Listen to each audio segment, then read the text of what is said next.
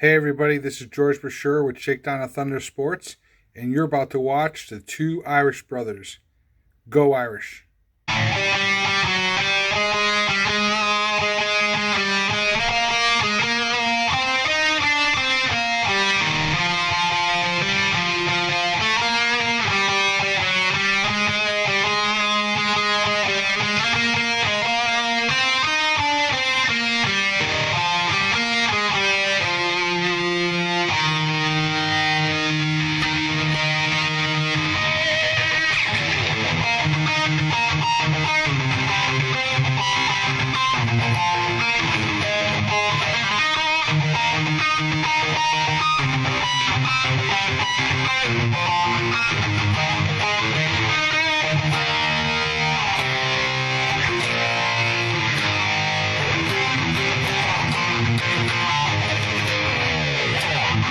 How's it going, everyone? I am ND Sean 45. I'm Irish Benjamin 57. And together, as always, us two schmoes make up this little thing called the Two Irish Brothers Show. Welcome to this week's episode. Now, first off, you guys know the drill. If you haven't done it yet, hit that subscribe button in the bottom right-hand corner, the little green tab right there. And make sure to either like or dislike this video because, as you all know, it helps the algorithm. And the algorithm is great when you can get it used correctly. But also, something I want to point out, last week's video, last I checked, I think it was at like 940 views or something like that. Well, we should have the subscribers to match those views. So all of you out there, hit that subscribe button, give us some love. And you know what? If we start hitting certain plateaus, just maybe Ben and I here might start giving out some prizes and holding some contests or whatever. We've been thinking about it. Yep, we have been. So help us out, get us on the rise, and help us reach our plateaus, and we will make sure to give something back to you guys as well. Now, also, you guys have seen the last several episodes we've done. We've been promoting the trip associated with Irv Smith to Ireland for Notre Dame against Navy next year in the golf package, which is this right here. We'll have the link to that post down below. But we have a new one, Ben. Mm-hmm. We have a gentleman out of Philadelphia by the name of Vince Rizzuto. I'm sorry, Vince. That's my bad. Vince Rizzuto. Think Phil Rizzuto of the New York Yankees, people. This gentleman contacted us, and he wanted to promote a trip package that he has lined up for this upcoming 2022 football season. It is this right here. It's through his company, Philly Sports Trips, and it is a combo. The weekend, as you guys see the date right there, this includes not only the Eagles and Colts that weekend, but it includes the Holy War between Notre Dame and Boston College. The packages start at that price right there, as you see. And they are leaving out of Philadelphia. They will, they will go to Indianapolis and then go up to South Bend for the game between Notre Dame and Boston College that Saturday, the Colts and Eagles that next day. So if any of you guys who are in the Philadelphia area or close by, this is something you might want to look into. And plus, we will try to have Mr. Rizzuto on a future episode to explain the package more in detail. A lot of promotion to start the show. Yes, indeed. But you know what? It's worth it. It's worth it to get out there and meet some new people and introduce them to the show. And it's awesome to do that. Yes, it is. So we are more than happy to do that. So, for this week, Ben, we have some big news that a lot of us Irish fans are talking about out there. So obviously the big news, our defensive lineman for the 2023 class, Keon Keeley, he is making a trip, or actually by this time he's already made his trip to Tuscaloosa. Yes. His another trip to Tuscaloosa to visit the University of Alabama. Right in the heart. We could probably end the episode right there and it would work. Yeah. But yeah, he made another visit to Alabama this weekend. Haven't really heard how it went for him or what's going through his mind at the moment. But of course, it's understandable why a lot of Irish fans are freaking out about this, because he is a big part of next year's class for us. Yeah. I mean, this is what's the right word for this? This is typical recruiting, man. This is a situation where Alabama has the proof's in the pudding for Alabama, and Notre Dame's on the rise. So, it's a hard road to hoe. I don't know enough about Alabama's positional needs to say whether he would be like an immediate start or not. But yeah, man, it is what it is. And, I just hope that Marcus Freeman and the guys can do what they got to do to get this kid to say, hey, man, I'm taking Notre Dame over Alabama. But, Alabama's got that name. They got the reputation. It's rough. It is rough. Well, and this is no secret. Everybody knows us. It's not like we're releasing some unknown information here. Alabama, they've had a lot of success with guys getting drafted into the NFL, especially defensive players. And so the way the landscape of college football is right now, where it's being treated more like a business, then guys are going to be thinking of their future. They're going to want to go to a place that is the best opportunity for them to succeed. And that's never been anything new. The guys have always been like that. Right. Of course. But regardless, it's gotten even bigger because now the NIL comes into play. There's conference realignment, which plays a bigger factor than what most people realize to recruiting. But yeah, I mean, this kid, he wants to achieve to his maximum level. And as you said, Ben, Alabama has that track record recently of really winning big and getting guys drafted. Yep. So and one can say that they have an even better track record with the defensive players. I mean, a lot of these defensive guys have longer careers than the offensive guys. Just saying. So that's something for a lot of these defensive guys that are going to Alabama to consider. I mean, so yeah, I mean, people are going to be like, wow, can you say that? Look at Alabama's offenses and stuff. But I mean, it's true. You look at some of their big name guys. I mean, it's that those defensive guys are really getting drafted and they're really doing well in the NFL. And it's hard to say that as a Notre Dame fan, but you got to respect the talent that those guys have. So that's the reality of it.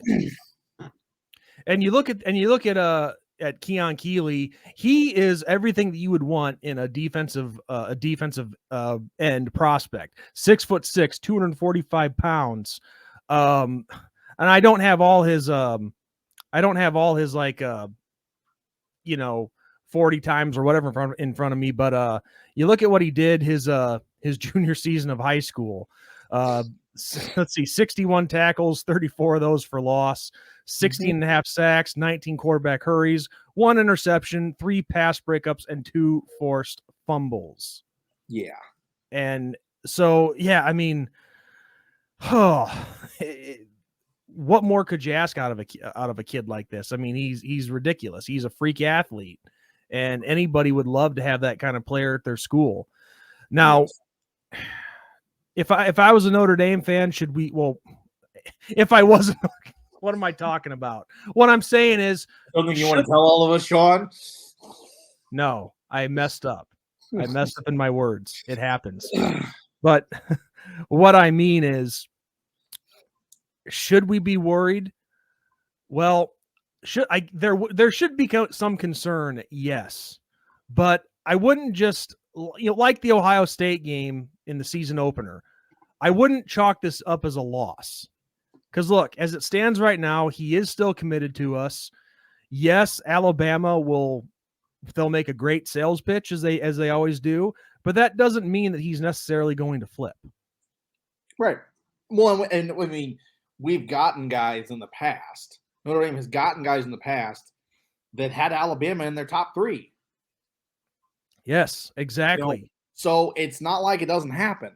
It happens, Yeah, but I mean, anytime you hear the name Alabama, it makes you nervous. I'm sorry. I mean, if you're a football fan, anytime you hear Alabama, it makes you nervous. I mean, whether it's recruiting, whether it's playing the game against them, whether it's, coaching hires. I mean, you hear the name mentioned, Alabama, and you start getting nervous because they have all those stones in place to get who they want. I mean, they very rarely have anything to worry about when it comes to any of those things. Yes. So, and that's just respecting what they've done and what they've been able to accomplish. I mean, it's hard as a Notre Dame fan because, I mean, as I say, the proof's in the pudding. We've played them twice in the last decade, and they've had their way with us. So they're good. I mean, you got to give credit where credit's due, and the credit right now goes to them. So, and also another thing to point out real quick with Alabama is this was a team that, I don't know, 15, 16 years ago, they were just coming off a 5-year probationary period for. They were bottom of the barrel. Yeah, I forgot what it was for, but yeah, they were losing in trouble. Southern Miss, losing to ULM. Yeah, and look at how far they've come since Nick Saban's taken over. Yep. It's unbelievable. Complete turnaround. The best turnaround you could probably ever say has happened with them. And and it's hard to say. I mean, it's hard to say as Notre Dame fan, but it's true. It's a fact. So anyway, but the fact is, with going back to everything with recruiting, even just because a kid commits to you doesn't mean they're not going to take visits. I mean, that shouldn't be a surprise to anybody. No. And if I'm one of those kids, I take my visits. I don't care if I am dead set on, I'm almost 110% about Notre Dame or Alabama or whatever. Take your visits, enjoy your time, enjoy the process, because you get this opportunity once, dude. I see these people get so huffy, about things and in every fan base, not just ours, all the fan bases, about these kids making visits and these kids playing games and all that. And it's like, dude, if I was him and I had the opportunity to visit Alabama, Notre Dame, Ohio State, Penn State, whoever, I'm visiting all of them. I'm sorry. I visit all of them. You have to see the place. Let's go. Let's get a tour. It's only fair that you see what each school has to offer you. Right. You have to get 4 cars that a guy is trying to sell you on. You're going to test drive all 4. You're going to only test drive 1. I'm test driving all 4, man. Exactly. Exactly. You have to see what all is there and what each school can offer you. And just, you got to make an informed decision. And if you don't take all your visits, then you're not completely informed. But some other unfortunate news. Well, actually, I shouldn't say unfortunate, but some other news that has us Irish fans scared here at the moment. Along with Keon Keeley, we have a 5-star safety from next year's class, Peyton Bowen. He has visited Oklahoma and Texas A&M this weekend as well. Yeah. And of course, Texas A&M of those 2 schools scares me the most because they have the really good NIL deals in place. Yep. And full circle, it goes right back to this is recruiting, man, and this is the way it's going to go. It's the way it's going to go. And let me just say this for the record. If for some reason we happen to lose one or both of these guys, then don't be trashing on Marcus Freeman. The fact that he's getting these guys to look at us is an improvement from over what Brian Kelly did. Yes. But we also have to remember too, and John on the Always Irish show said this perfectly. Marcus Freeman himself is a work in progress, and I'm not going to just rip off John's video here, but that includes recruiting as well. This is his first time. Well, I mean, he's recruited before, don't get me wrong, but when you're recruiting for one side of the ball and now he's recruiting for all parts of the game, offense, defense, and special teams as a head coach, that is a huge difference between just recruiting for one specific side of the ball. You know, does that make sense what I'm saying? Yes. So, yeah, he is a work in progress as a head coach, and that includes recruiting as well. He's going to take his hits. He's going to have some things to learn, and that's anything. That's any profession. You have to make mistakes and then learn from them. Yep. But that's not for sure going to happen though with these two guys. Yeah. I mean, I can understand being worried about them taking visits to other schools, but that doesn't mean they're necessarily going to flip. It doesn't look good. It doesn't look good on paper, but what actually happens is a completely different thing. Exactly.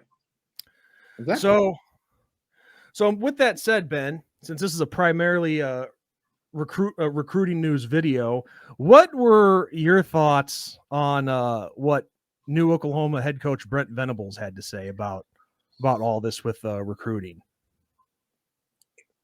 It is a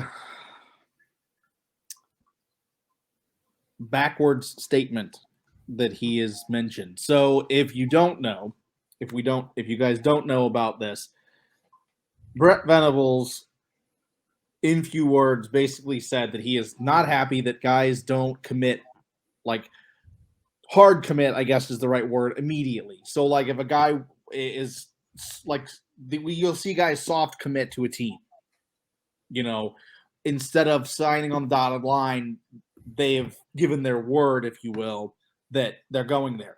Venables thinks that guys should, if I want to go to Oklahoma, I sign on the dotted line, done. But then in the same breath, he says that basically guys should explore their options. So it's which one is it? Because you can't have it both ways. Well, the thing is, too, I mean, and yeah, I was going to say he's also taking in guys doing the things that he doesn't like. You know, he's taken recruits that were committed elsewhere. Right. So if you really feel that way, why are you taking recruits that are doing the same thing that you don't like or that you're disapproving of? I mean, this is recruiting 101. This is how this goes.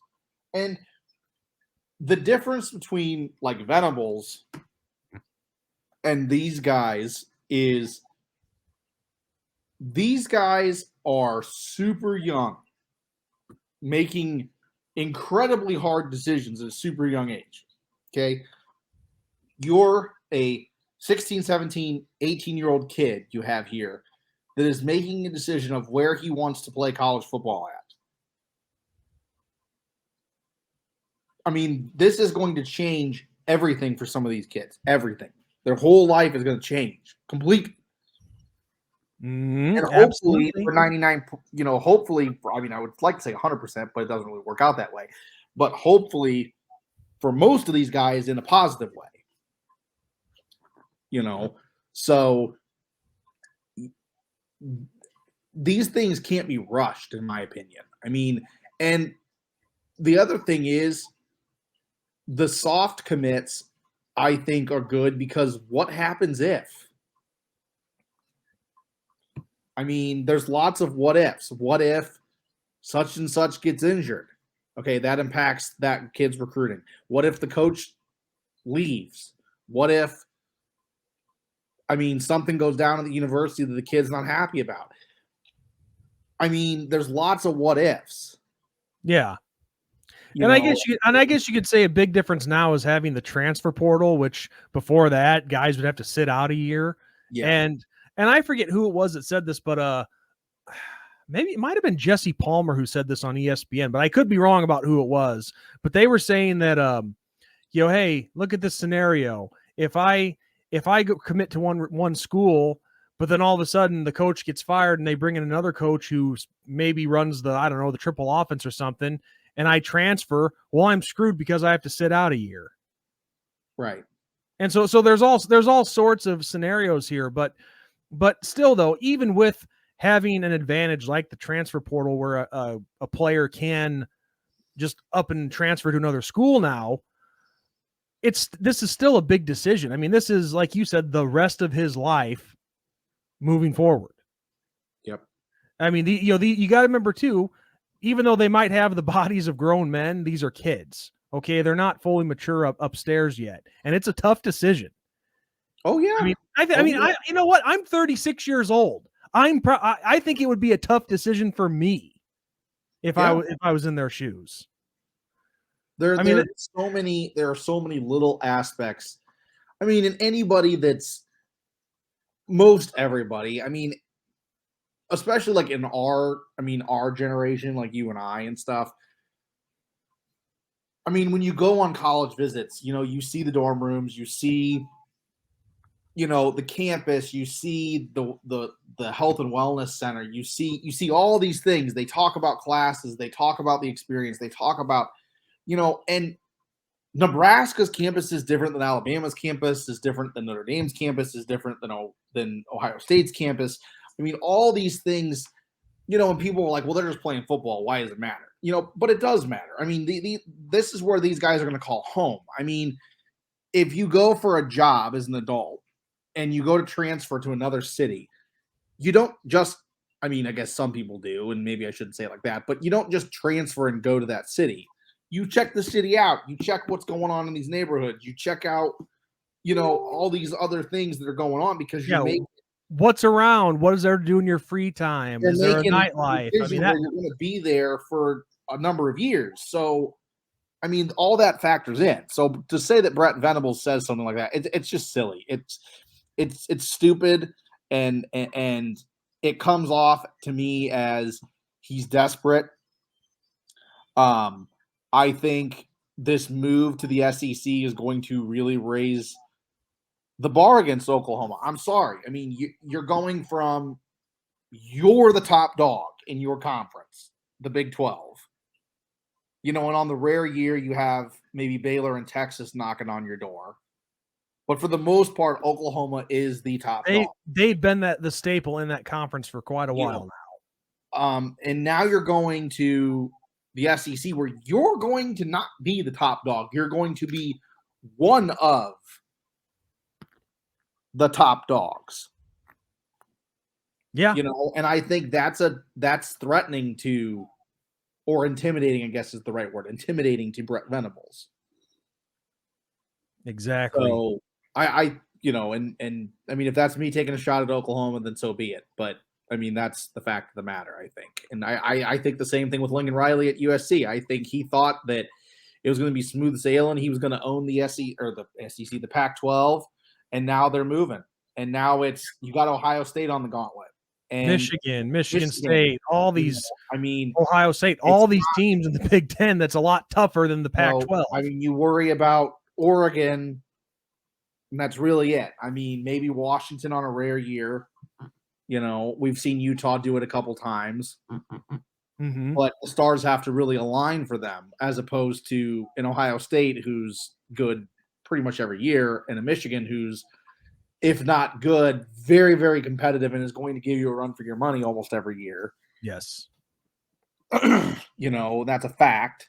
So, yeah, I don't know. It's silly to me. It's just recruiting is a circus, and these coaches really should know that ahead of time.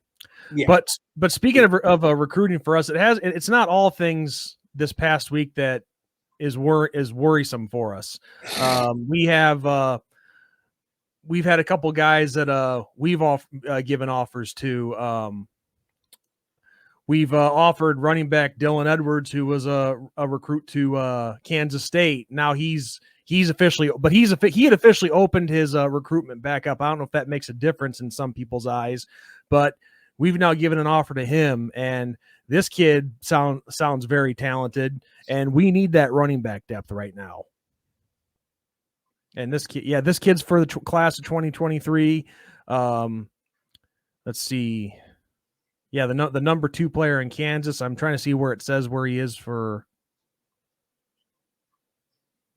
Okay. Okay, well, it sounds like he's 339th overall in the 24/7 Sports rankings, which I know doesn't look good, but he sounds like this kid's a really talented running back. 5'9", 165 pounds.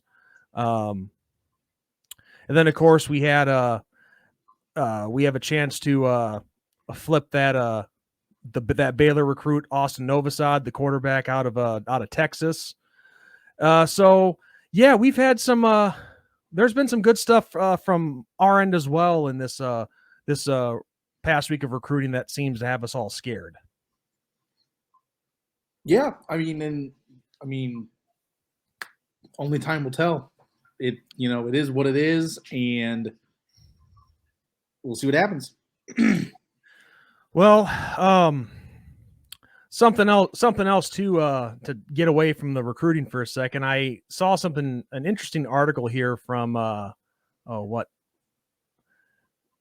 Cleveland.com. This is pretty interesting. So Ohio State, they now have Tanner McAllister on the team, and he was as soon as you said Cleveland.com, I knew exactly what you were going to say. He now plays for Ohio State, but he was on Oklahoma State this past season when they beat us in the Fiesta Bowl, and apparently he is trying to fill the whole team in on I guess our secrets, if you will. Yeah.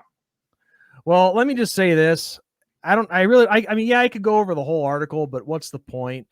All I can say is we're not the same Notre Dame team this year that we were last year. I mean, yeah, there's. Go ahead. I was just gonna say, a new head coach. Yep. New mindset. New. There's more camaraderie. You can just feel it. You can just see it also.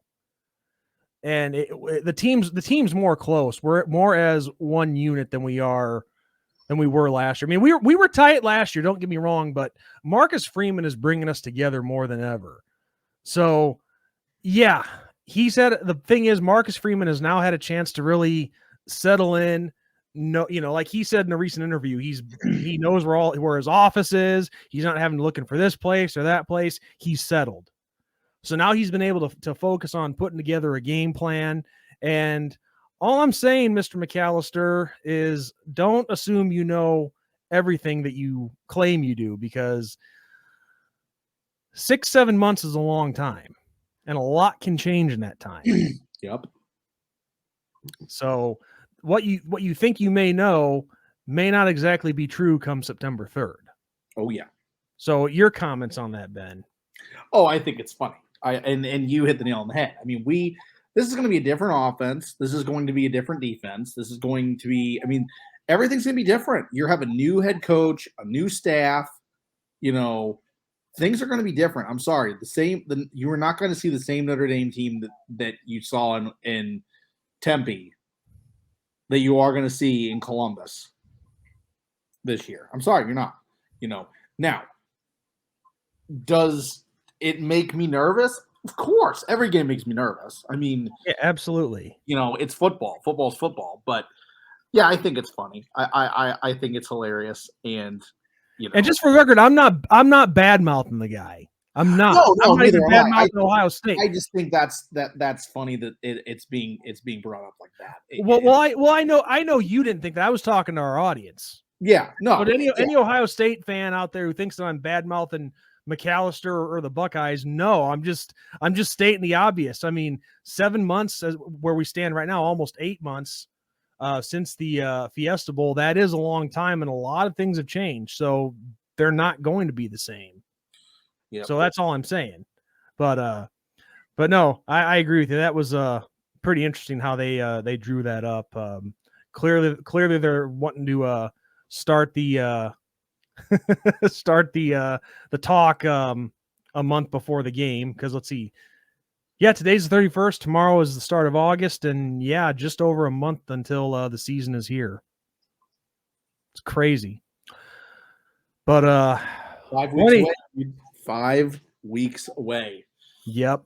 And before you know it, we'll be starting to do our previews and recaps.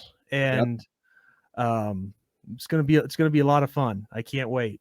But Ben, one thing I want to do while we're still doing this episode is I want to give a shout out to one of the local teams here in the Quad Cities where I live.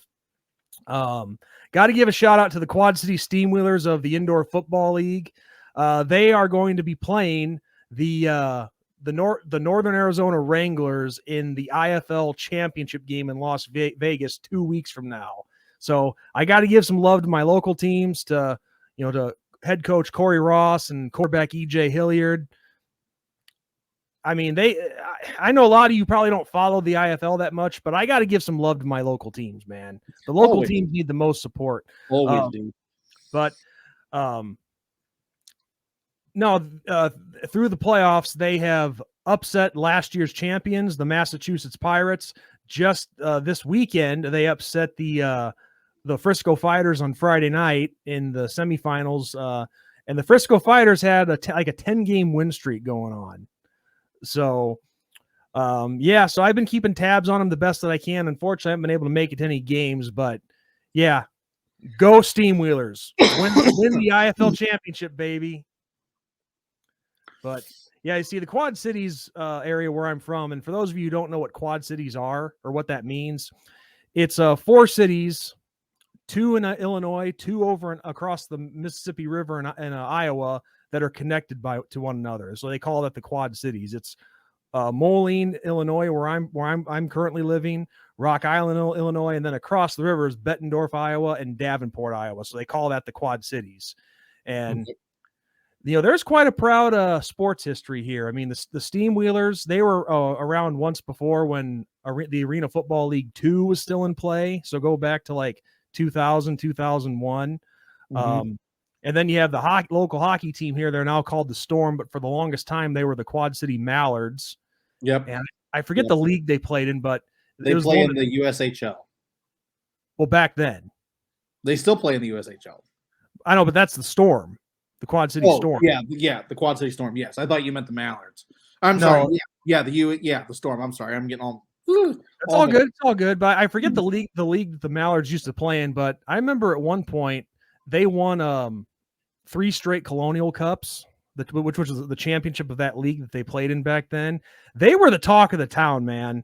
Nobody was talking about the Blackhawks. Nobody was talking about NHL. It was all the Quad City Mallards. And they were actually, for a minor league team, they were actually a tough ticket to get, if you can believe that. So, and then, of course, you have the long-standing tradition of having the Quad City River Bandits here. And then there were at one point the Quad City Thunder of the old CBA, but that league has been non-existent for like decades, I think. But, so yeah, bottom line, proud tradition of sports here in the Quad Cities, so I had to give them a shout-out. So, you can watch them on I think it's the IFL YouTube channel, Indoor Football League YouTube channel. So yeah. Other than that, I have nothing else really to discuss. I got nothing.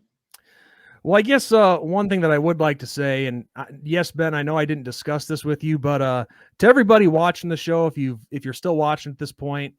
I just want to say this.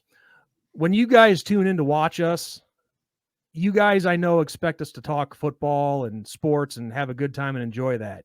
Not to hear me arguing with some random stranger off of some Facebook page. So want to let you guys know, and Ben, I want to let you know as well that I will be straying away from that.